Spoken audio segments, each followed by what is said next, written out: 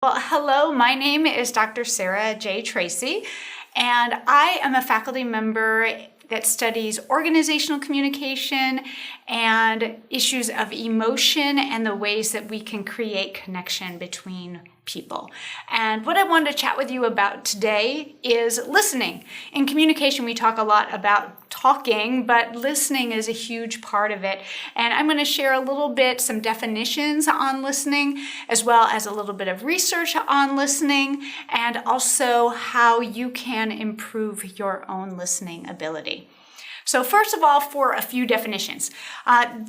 There are different types of listening, and typically, like what you're probably doing now, is listening for information. That's one type of listening. And that's the kind of listening we do when we're trying to figure out, okay, reading reviews of restaurants. Like, does this have the right kind of food? Do I want to go there? Or if you're in a class and you're taking notes, right, you're listening for information. And we have lots of practice in doing that.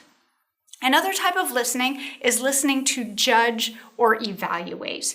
And listening to judge or evaluate is when you're thinking about, like, is what they're saying good or is it bad? Is it valuable? Is it invaluable? Are they telling the truth or are they lying? And so when you are also, going back to, let's say you're going to a Yelp review, not only would you be looking to see like, oh, do they have the right kind of food? Do they have Mexican food because I'm in the mood for Mexican? That's listening for information. But you would also be listening and thinking like, are these reviews true or are they not true? Like, did they just have all of their relatives write these reviews, or do these seem pretty legit? The same thing like if you're in a court of law. Like if you were listening and you were part of the jury, you would be listening to evaluate. Like, is this person telling me the truth? And so a lot of times we do listen to evaluate, like when we're listening to politicians and so on. Now, the third type of listening is the one that is most important for human connection, and it's also one that I think people have the most trouble with, especially these days when we have so much of our social media in front of each other or in front of ourselves, and that is listening to really get and understand someone else, to really understand where they're coming from. And in fact, research shows that people have been over time losing their ability to empathize with one another. And that's in large part because we're not having that regular practice of face-to-face conversation, of listening to get and understand one another. And this third type of listening, depending on the researcher you talk to, is discussed as active listening or authentic listening. So those are a few definitions.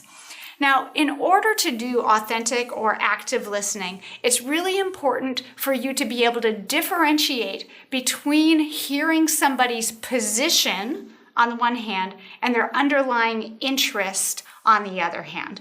And so I'll give you an example to explain. Now, imagine that I was an employee coming in to the boss, and I came in with a request, and I said, "Boss, I want a new computer." Now, a boss who was listening only for position would only hear, "I want a new computer." But a boss who was trying to listen for interest instead would ask more questions to try to understand, why is it that you need a new computer? And so the boss might say, well, what's going on? Why, you have a laptop right now, what's not working?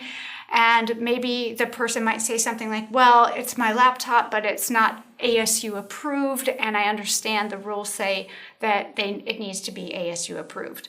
And so here, you understand that the position is, I need an ASU computer or a new computer, but the interest, the underlying thing, is this concern about not following the rules. Or the person might come in and say, well, I'm just not feeling very supported. My colleague here got a bigger office, and I should get a new computer instead. And so then the boss might be thinking, well, okay, it's not really about the computer, it's about feeling supported. How else can we go about doing that? And so just as a rough visual, sometimes I think about iceberg. And if anybody's ever been to Alaska and has seen an iceberg, I'm not a very good artist here, but you'll see that, let's say this is the iceberg right here, and this is the water, here are the waves, right? So the position is just this tiny top part that you see, but the main issues that you need to think about are the interests. And the interests are sometimes hidden. They're hidden. You have to kind of dig for them to listen for them. But if you can differentiate, let me set this over here for now. If you can differentiate between interests and positions, it can be a lifesaver in a couple of different contexts. First of all, if you are having a conflict with someone, oftentimes the positions butt heads. I want a computer. No, we don't have the money for the computer. If you just go back and forth on that, there's going to be continued conflict. But if you can dig down under to those interests instead, you might be able to have an interest that you have in common, like, oh, I want to feel supported. And of course, a good boss wants you to feel supported as well. And so maybe then you can find other ways to get there. Also, in terms of leadership, for those of you who want to go pursue jobs that include leadership, or if you're already a leader, if you want to lead people to a new place, you've got to hear and listen for their interests. What lights them up? What helps them be passionate? So that's about interest versus position and how it kind of can unfold in terms of your life as lived.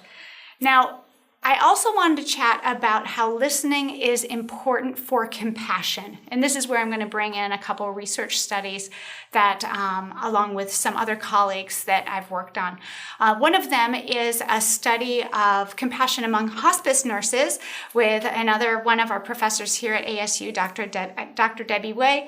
And in this article, we basically created this conceptualization of compassion. And compassion is related to three different things.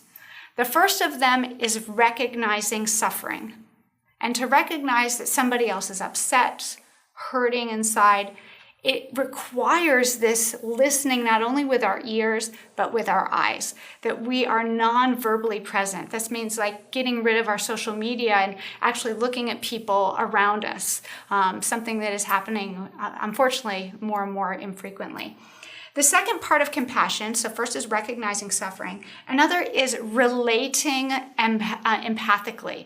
So being able to share stories that are connecting you and this other individual. And to be able to do that, you need to be able to be vulnerable. You need to hear what sort of things are going to actually be helpful and useful to that person. And then finally is reacting. And reacting could be in a number of different ways, but reacting goes back to sometimes listening for information. What is it that this person is saying that could be useful to them? Right? How can I help by perhaps providing that information? And if I don't really listen, I'm not going to be able to do these three steps of compassion.